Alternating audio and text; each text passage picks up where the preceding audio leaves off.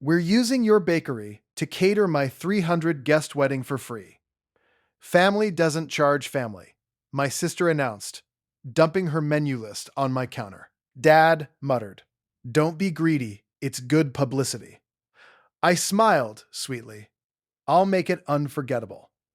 On the wedding day, I closed the shop and went to the beach. When 300 hungry guests arrived at the reception hall, only to find empty tables and a note saying, "Go to McDonald's." The first sign that my Saturday was about to become a masterpiece of human audacity came at exactly 9:14 in the morning on a gray October Tuesday in 2024. When my sister Diane Hargrove walked through the front door of my bakery with the energy of a woman who had already decided that everything in the room belonged to her. I was elbow deep in brioche dough. My hands were white with flour. The morning rush at Felix's Crumb and Crown Bakery on Maple Run Road in Akron, Ohio, had just ended, and I was halfway through my second large coffee of the day, thinking about nothing more complicated than whether the caramel croissants needed another 2 minutes or another 4. Then the bell above the door rang. I looked up. Diane walked in, wearing what I can only describe as the energy of a general who has already won the war before arriving at the battlefield. She was 37 years old, 2 years older than me, and she had the specific walk of someone who had never once doubted that the universe was personally invested in her happiness. She was wearing a cream-colored cardigan and holding a binder thick enough to anchor a boat. Behind her walked her fiancé, Derek Paulson, who was 39, worked in commercial real estate, and had the distinguishing behavioral trait of never once making direct eye contact with me. Diane set the binder down on my display counter. It landed with a sound like a dropped phone book. She said nothing for a moment. She looked around the bakery, the way a property assessor looks at a building they are about to condemn and acquire at a discount. Then she smiled. "Felix," she said, "we need to talk about the wedding catering. I want you to understand something before I tell you what happened next. I want you to understand what kind of man I am, what kind of bakery this was, and what the previous 4 years of my life had looked and felt like. Because if I just tell you the part where I smiled sweetly and said, 'I'll make it unforgettable,' you might think I was being sincere. And I want to be very clear with you. I was not being sincere. But before I tell you what I did on the morning of March 15th, 2025, I need to tell you how a $45,000 demand gets delivered with a smile by your own blood relative, and why a man who spent 11 years learning to be polite decided on one particular Tuesday in October that he had finally had enough. My name is Felix Hargrove.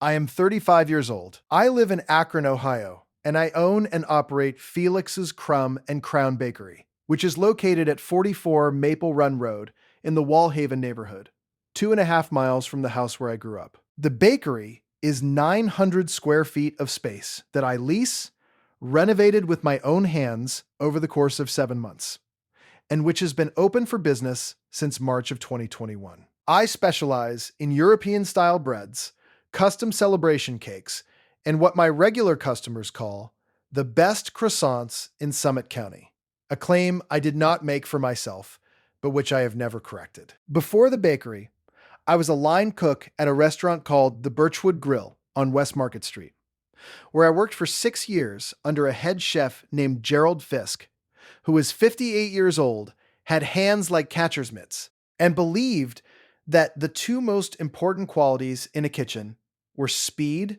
and silence. Gerald never said much, but one thing he said more than once has stayed with me. "Felix," he would say, scraping a burned pan into the sink without looking up, "people always underestimate the quiet man. That is their problem, not yours." I was quiet. I was patient. I worked 16-hour shifts without complaint. I saved money in an account I never mentioned to anyone. I took a pastry course online through the Institute of Culinary Education for $4,200. I took a business loan for $75,000 from First Merit Bank, and I paid it back in 31 months. I built something. By October of 2024, Felix's Crumb and Crown was doing well. Not rich person well. Not quit worrying about January well, but real well. The kind of well where you recognize your regular customers by their orders and they know your name without looking at your apron. I had two part-time employees, a woman named Rosalie Kwan, who was 26 and had the specific gift of making any customer feel like they had made an excellent decision by walking in, and a young man named Trevor Bautista, who was 22 and could produce a perfect croissant laminate after only 3 weeks of practice, which I will tell you is remarkable for someone his age. I did custom cakes for weddings. I want to be clear about this because it becomes important. I did custom cakes for weddings, and I was good at them, and I charged accordingly. A custom tiered wedding cake from my bakery started at $600 for a 2-tier design, and went up from there based on complexity, serving size, and decoration hours. A full catering contract for a reception of any significant size was a different conversation entirely, because that involved production planning, ingredient sourcing, staff overtime, refrigeration logistics, and the kind of structural organization that professional caterers spend decades perfecting. I had done exactly one full catering job in my bakery's history. It was for a corporate luncheon hosted by a property management company on West Exchange Street. 42 guests. I spent 11 days preparing. I charged $3,400. I made approximately $14 an hour when you accounted for every hour of labor involved. I never did it again. That was the context of my professional life in October of 2024 when Diane Hargrove walked into my bakery and opened her binder. The binder had dividers, color-coded dividers, with tabs. "We're using your bakery to cater my wedding," she said. 300 guests. I've already told the venue coordinator that the catering is handled. I put down my coffee cup. I did this very slowly and very deliberately, the way you put down something fragile that you have decided not to throw. "Tell me more," I said. Diane opened to tab number 1. There was a printed menu. It was 4 pages long. The menu included the following items, and I am going to tell you all of them because I think the full list is essential to understanding the nature of what was being requested. She wanted a tiered wedding cake serving 300 people. She wanted 4 varieties of decorated cupcakes, 150 of each variety. She wanted a grazing table with artisan breads, assorted cheeses, fruit displays, and charcuterie for 300 people, with the note that the bread must be freshly baked and not purchased from a supplier. She wanted individually wrapped favor cookies, 300 units, custom decorated with her and Derek's initials in royal icing. She wanted a dessert bar with 6 varieties of petit fours, a macaron tower in ivory and gold, a chocolate fountain with dipping accompaniments, a candied nut station with warm nuts served in individual cones, and a late-night snack table with custom-labeled bags of mini donuts. She turned to tab number 2. Tab number 2 was a delivery and setup schedule. She had allocated me a loading window of 90 minutes at the reception venue, which was the Sterling Ballroom on South Main Street in downtown Akron. And she had noted that all food must be displayed and table ready by 5 in the afternoon for a 5:30 reception start. She turned to tab number 3. Tab number 3 was a color palette: ivory, sage green, and gold. She had printed paint swatches. I looked at the paint swatches for a long moment. "And the budget for this?" I said. Diane looked at me with an expression of such genuine confusion that for a moment I thought I might have asked the question in the wrong language.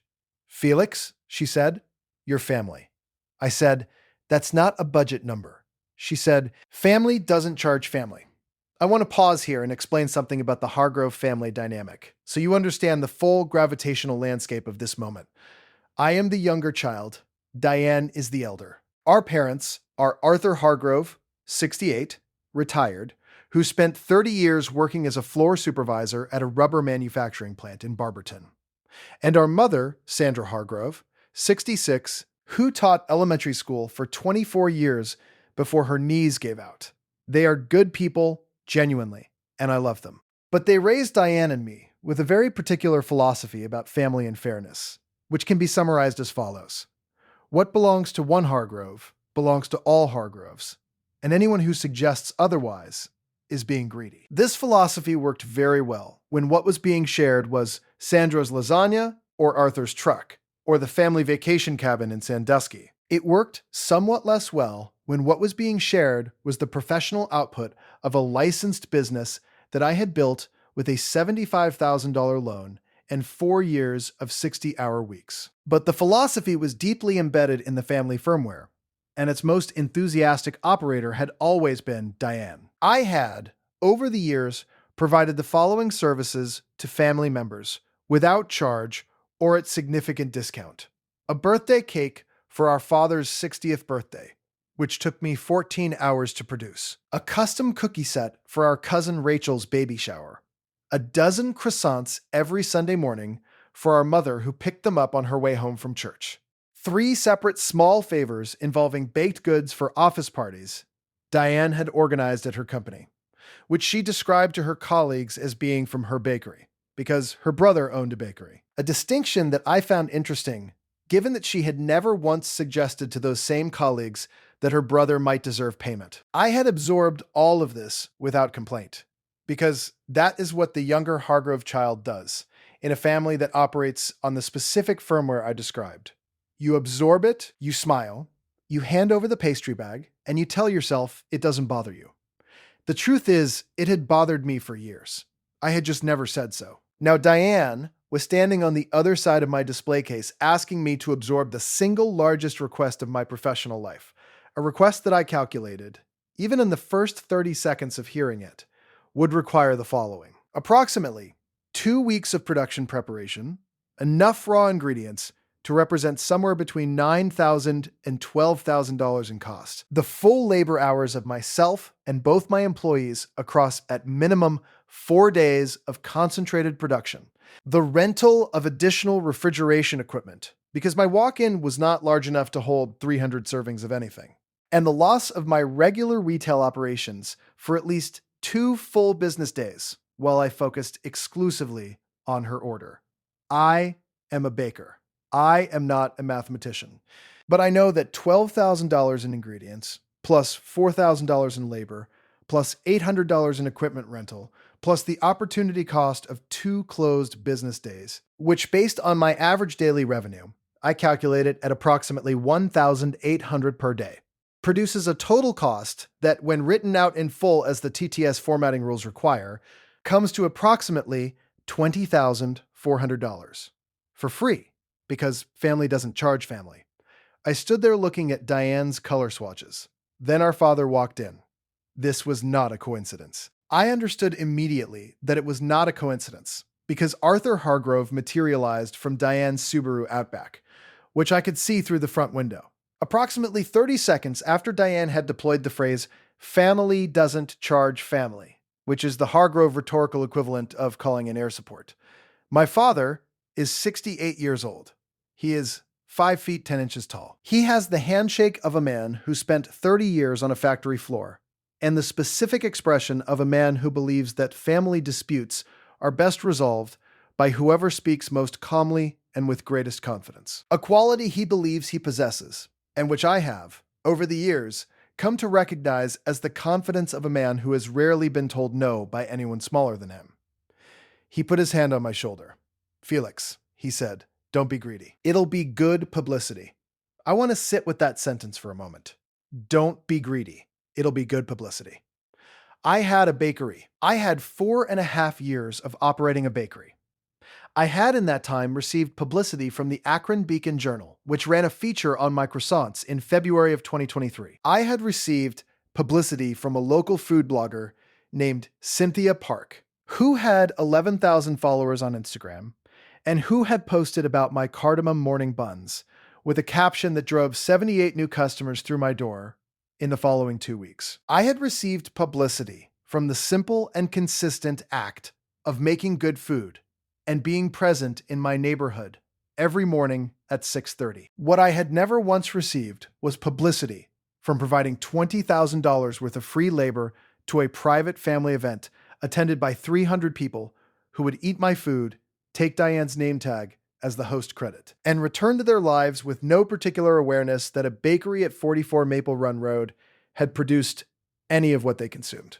But I looked at my father, and I looked at Diane, and I looked at Derek Paulson, who was examining my display case with the specific detachment of a man who has learned that in situations involving his fiancée and her family, the safest available position is somewhere in the middle distance. And I smiled.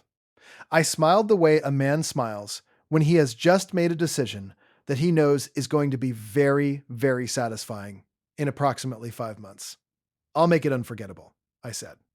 Diane clapped her hands together. She actually clapped, like I was a golden retriever who had learned a new trick.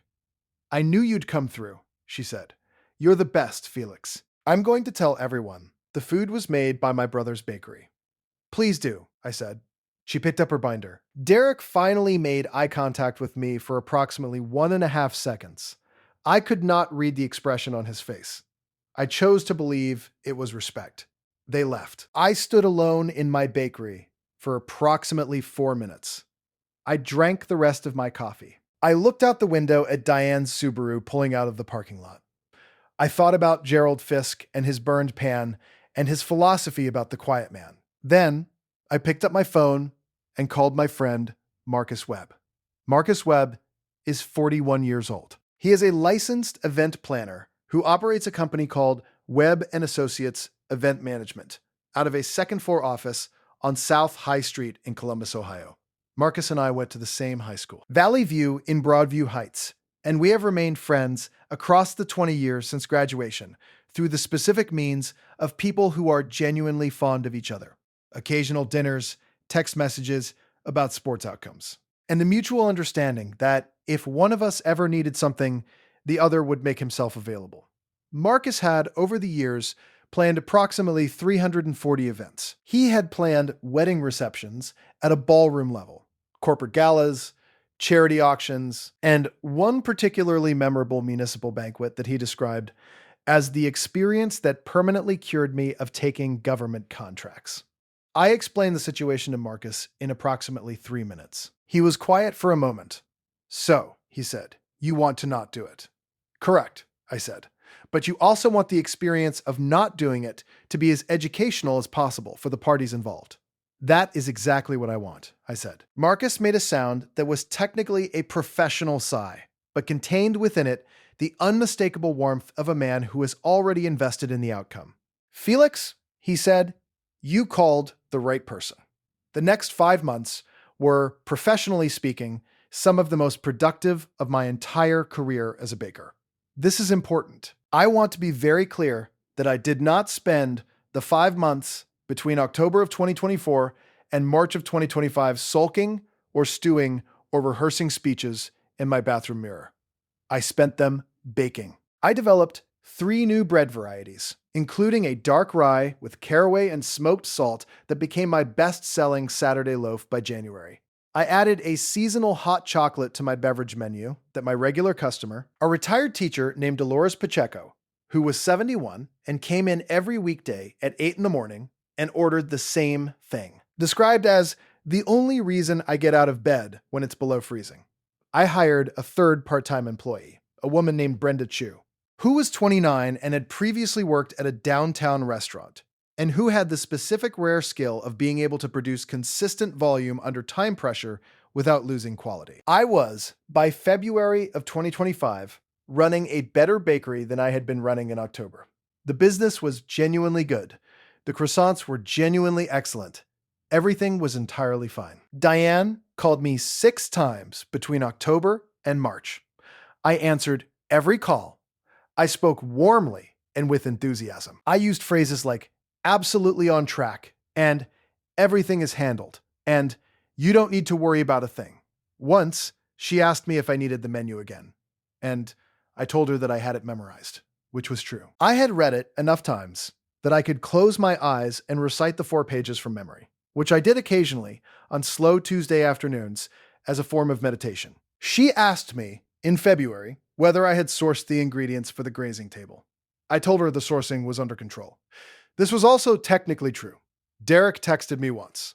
In January, he sent a message that said only, "Felix, you good with all this?" I stared at that message for a while. I wrote back, "Better than good, Derek. Better than good." He sent back a thumbs up emoji, and then 30 seconds later, a question mark, as if he had reconsidered. I put my phone face down on the counter and went back to the rye bread. Marcus and I spoke every 2 weeks. We refined the plan with the specificity of 2 men who had both, in different ways, spent too many years accommodating people who had mistaken their patience for limitlessness. Marcus had a particular gift for logistics. He understood timelines and window management and the specific way that expectations, when they have been allowed to build without any corrective input for 5 months, become load-bearing structures in a person's emotional architecture. He put it this way. In February, over the phone, the thing about a person who has never been told no is that they build their whole reality around the assumption of yes. You don't correct them. The assumption calcifies. By the wedding day, Diane isn't just expecting the food. She has told 300 guests the food is handled. She has told the venue coordinator. She has probably told her future mother-in-law. The yes has become a structural element. So when the no arrives, it doesn't just affect Diane. It affects everyone who is standing on top of that assumption. Is that bad? I said. Marcus paused. From a purely logistical standpoint, he said, it creates maximum educational impact. Good, I said. We made the plan. The plan in its final form was simple. It had 3 components. The first component was that on March 15th, 2025, the morning of Diane and Derek's wedding, I would not produce any food. I would not open my bakery. I would not load any vehicle.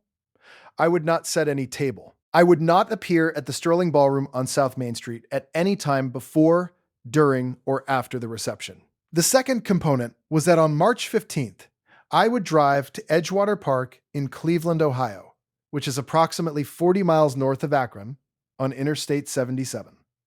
And I would spend the day at the beach. I had already packed a cooler.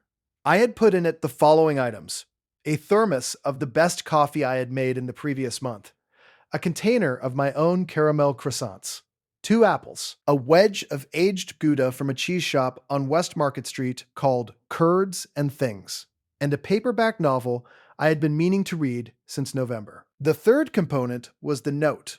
The note had been drafted, revised, and finalized by Marcus and me across 3 phone conversations and 1 in-person meeting at a coffee shop in Fairlawn. It was written on a single piece of cream-colored cardstock in a clean sans serif font, and it said the following: Dear wedding guests, the catering for this event was not completed because the catering was not contracted, compensated, or otherwise formally arranged. For your dining needs, there is a McDonald's located 4.2 miles from this venue at 855 South Arlington Street.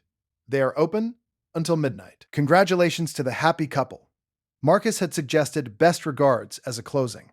I had argued for no closing at all. We compromised on congratulations to the happy couple, which we both agreed had a specific quality that was difficult to define but deeply satisfying. Marcus handled the logistics of the notes placement. He had a contact at the Sterling Ballroom, a venue coordinator named Patricia Osei, who was 44 years old and had worked events long enough to have strong opinions about caterers who failed to show up, a category that Marcus had carefully not told her I was a member of. He told Patricia only that there would be a note that needed to be placed at the venue entrance by 4:30 in the afternoon.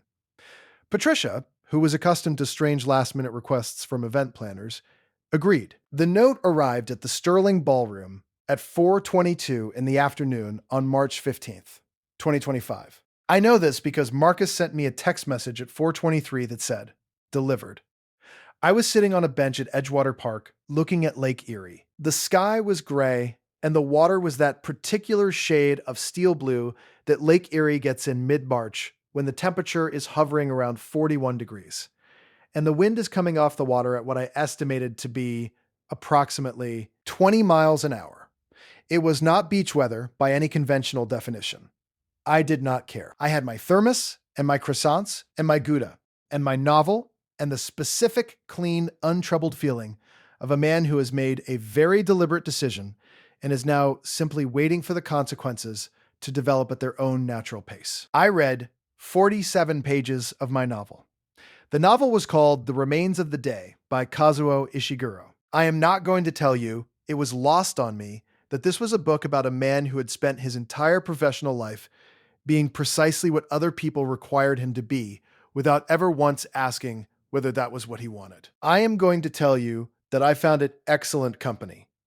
My phone rang at 5:47 in the evening. It was Diane. I looked at the phone for 2 full rings. I looked at Lake Erie. A gull landed on the bench beside me and looked at me with the flat, philosophical expression of a creature that has seen too much to be surprised by anything. I answered, "Felix." Her voice had a quality I had never heard in it before. It was the quality of a person who has discovered that the floor they have been standing on for 5 months is, in fact, a trapdoor. "Hey, Diane," I said. "How's the wedding going?"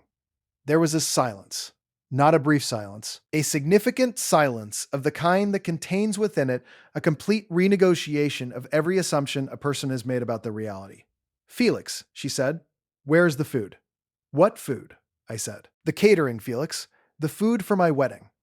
My 300 guests are standing in the reception hall, and the tables are empty. There is a note. Felix, there is a note on the table that says to go to McDonald's." I looked at the gull. The gull looked at me. "That's a real shame," I said. "You said it was handled." "It was handled," I said. "I handled it by deciding not to do it." Another silence. "Felix, why would you do this? On my wedding day?" I want to be very precise about what happened next, because there are several ways I could have answered that question, and I thought carefully about which one to choose. I could have delivered a speech. I could have enumerated the months of accommodation, the unpaid labor, the $20,000, the color-coded binder tabs. I could have been righteous and articulate and thorough. Instead, I said the simplest true thing I could find. "Diane," I said, "you didn't ask me. You told me, and you told me with a binder, and our father standing behind you.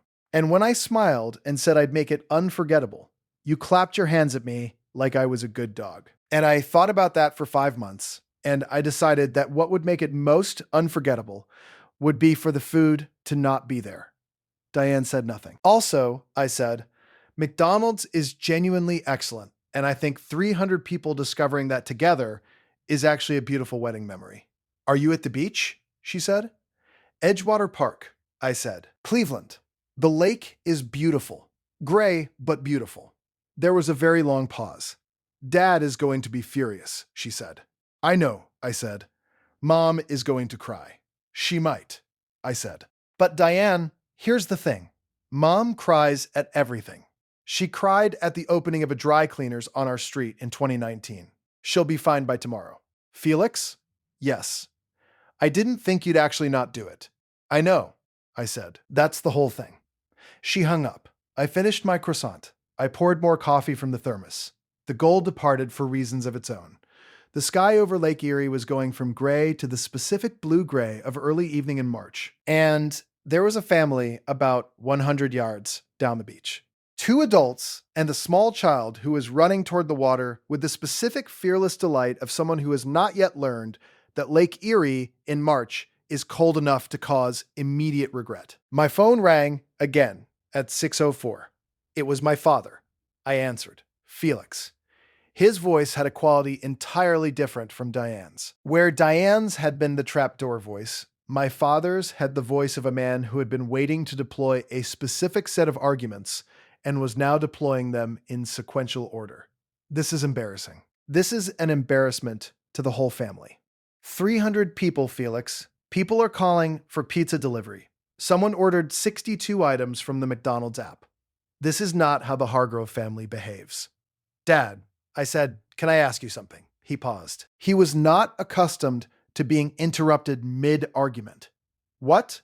"When you told me it would be good publicity, did you think about what kind of publicity I would get from providing $20,000 worth of free food to a private event?" Silence. "Because I thought about it for 5 months," I said. "And I couldn't figure out a way it would benefit my business. The guests wouldn't know it came from my bakery, unless Diane told them. And even if she told them, there would be no transaction, no card, no name on a box, no reason to visit or return. Just 300 people eating food that cost me $20,000 and knowing vaguely that someone's brother made it." Another silence. "Felix," my father said. "Yes, that's a lot of money." "It is, Dad." He was quiet for a moment. And then, with the specific slow reluctance of a 68-year-old man renegotiating a position he has held for 37 years. He said, "I didn't think about the number." "I know," I said. "Nobody did. Except me." He said nothing else for a moment. Then, "Your mother is upset." "I know. Tell her the croissants on Sunday are on me." He made a sound that was technically a grunt, but contained within it approximately 45% of an acknowledgement that he understood what I was saying. For Arthur Hargrove, that is essentially a standing ovation. He hung up. I sat at Edgewater Park until 7:15 in the evening, which is the point at which the wind off Lake Erie becomes less philosophical and more physically aggressive. I drove home on Interstate 77. I stopped at a gas station in Twinsburg and got a large coffee and a bag of pretzels. I arrived home at 8:01. I put on the Akron Zips basketball game on the television. I fell asleep on the couch at 9:30 and did not wake up until my alarm rang at 5:15 the following morning, which is the time I have risen every day for 4.5 years to go to the bakery and begin the day's bread. I want to tell you what happened in the weeks that followed, because the story did not end neatly, and I think you should know that. The first week after the wedding was quiet in the way that the quiet after a large sound is quiet. Marcus called to confirm the note had been successfully placed. He sounded the way a man sounds when a plan he has been developing for 5 months executes exactly as designed. Which is to say, he sounded very calm and very satisfied, and about 30% sadder than the situation technically called for. Because Marcus is a person who always registers the full weight of things, even when the things are funny. Rosalie asked me on the Monday after the wedding how my weekend had been. I told her I had spent the day at the beach. She nodded as if this made complete sense, and then asked if I wanted her to restock the morning bun trays. I told her yes. We talked no further about it, which is one of the reasons Rosalie is an excellent employee. Diane did not call me for 11 days. When she did call, it was on a Tuesday evening at 7:30, and the quality of her voice had changed again. It was no longer the trapdoor voice. It was not the old Diane voice either, the one that arrived with the binder and the expectation and the energy of someone who had already decided that everything in the room belonged to her. It was something new. It was, and I say this with genuine surprise, a quiet voice. "Felix," she said. "Hey, I want to say something and I need you to let me finish without saying anything until I'm done." I said nothing, which seemed like the correct response. She said, "I didn't think about the cost. I want to be honest with you. I thought of you as my brother, not as a business. I thought of your bakery the way I think of Mom's Kitchen, which is a place where food comes from because someone who loves us makes it. I know that's not what your bakery is. I know that now in a way I didn't know it before, and I'm sorry." I let her finish. I said, "I appreciate that." She said, "Derek thinks I owe you an apology and also possibly actual money." I said, "Tell Derek I said good instincts."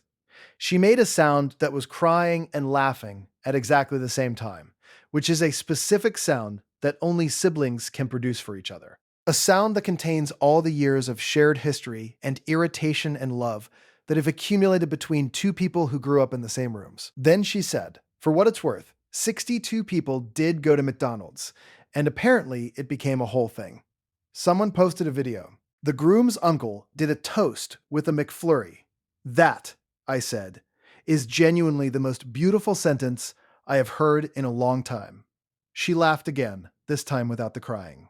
We talked for 41 more minutes. We talked about the bakery and about what the holidays had looked like from her side and what I actually needed from the family and what she actually needed from me. We talked like adults, which is to say we talked with the specific uncomfortable honesty of two people who have been operating on assumptions about each other for so long that the truth feels almost rude by contrast. It was the best conversation I had had with my sister in approximately 6 years. The following Sunday, my mother came for her croissants. She came in at 9:15, and she ordered her usual, which is 2 plain croissants and 1 almond, and a small coffee with 1 sugar. She sat down at the small table near the window, which is the table with the chipped corner that I keep meaning to replace, and never do because it has become, in some obscure way, a fixed point of the bakery's personality. She said, Felix, yes, Mom. What you did was terrible. I know. Those poor people had to eat fast food at a wedding. They did. She took a bite of her almond croissant. She chewed it thoughtfully. She took a sip of her coffee. This is very good, she said. Thank you. She looked out the window at Maple Run Road, where the March light was coming in at that particular angle. It gets on Sunday mornings when the sky has been clear since the night before, and everything has a specific clean quality that I have come to associate with the first couple of hours of the day before the city fully wakes up. Your grandfather, she said, used to say that the most expensive thing you can give anyone is your time. I know, I said. You've told me. He charged for his time, she said, even when he didn't want to. I know. She ate the rest of her croissant. She finished her coffee. She stood up, put on her coat, and picked up her bag. At the door, she turned and looked at me with an expression that contained, in a very compact and efficient package, 35 years of motherhood. Don't let anyone else bring a binder in here, she said. I won't, I said. She left. It is now July of 2026. Felix's Crumb and Crown Bakery at 44 Maple Run Road in Akron, Ohio, continues to operate every day except Monday, opening at 6:30 in the morning. Rosalie is still here.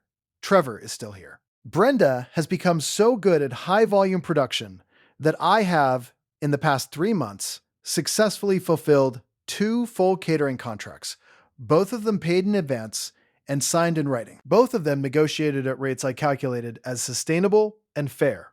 I did, in the end, make Diane's wedding cake. Not a 3-tier construction serving 300 people. A small 2-tier cake serving 12. Made for the intimate dinner she and Derek had with immediate family 6 weeks after the wedding. After they had returned from their honeymoon and processed the experience of having 62 wedding guests document their McDonald's adventure on social media. A development which had produced, depending on who you asked, either the greatest or worst wedding memory in the history of the Akron-Cleveland metropolitan area. The cake was lemon, with lavender cream cheese frosting. It was decorated with fresh edible flowers. I charged Diane $480, which is my standard rate for a 2-tier custom cake, and she paid it with a check that she wrote in the parking lot outside my bakery, before even going in to pick it up, which I felt was an act of significant personal growth. Marcus Webb called me in May. He told me that he had told the story of the wedding catering note to a client at a corporate event in Columbus, and that the client, the owner of a regional restaurant group, had laughed hard enough to put down his drink, and had then asked Marcus if he knew the baker who had done it, because he was looking for someone to supply bread for 3 of his locations. I drove to Columbus for the meeting. We signed the contract. It was, in dollar terms, the largest contract I had ever signed in the history of my business. I am not going to tell you the number, but I will tell you that when I drove home from Columbus on the interstate, I stopped at the same gas station in Twinsburg where I had stopped on the night of March 15th, coming back from Edgewater Park. I got the same large coffee. I sat in the parking lot for a few minutes. I thought about Gerald Fisk scraping his burned pan. I thought about the gull on the bench at Edgewater, who had looked at me with such perfect indifference. I thought about Diane's voice on the phone, the trapdoor quality of it, and then the quiet quality 11 days later, and then the laughing crying sound, which is a sound I have known her entire life. I thought about the binder with the color-coded tabs, and I thought about something very specific that I want to share with you, because I think it is the thing the whole story was actually about. Underneath the note, and the McDonald's, and the gull, and the lakefront, and the lemon cake. The thing about dignity is that it does not announce itself. It does not arrive with a binder or a list of demands, or a parent standing behind it for backup. Dignity is quieter than that. It is the thing you carry in the years of 60-hour weeks and the $75,000 loan paid back in 31 months, and the 515, alarm, and the croissants and the rye bread and the dark mornings of the Akron. Winter, when you are in a 900 square foot space that you built with your own hands, and you are doing something that is entirely, completely, specifically yours. What my family had failed to understand was not that I was unwilling to be generous. I am generous. I give my mother croissants every Sunday. I gave Rosalie a raise in January. I paid Trevor's community college application fee. because he mentioned offhandedly that it was stressing him out. And I happened to be standing next to the computer. I am not a stingy man. What my family had failed to understand was that generosity is a gift, and a gift requires a giver, and a giver requires a choice. The moment you remove the choice, you have not accepted a gift. You have taken something. And the something you have taken is not just the object or the labor or the money. You have taken the dignity of the person you took it from. I sat in the Twinsburg gas station parking lot with my coffee and I thought about that for a while. Then I drove home. I set my alarm for 5:15. I went to sleep. The next morning, I made the best loaves of dark rye bread I have ever made in my professional career. I put them in the window at 6:30. By 8:45, they were gone. On the chipped corner table near the window, where my mother sits on Sundays, there is now a small framed card.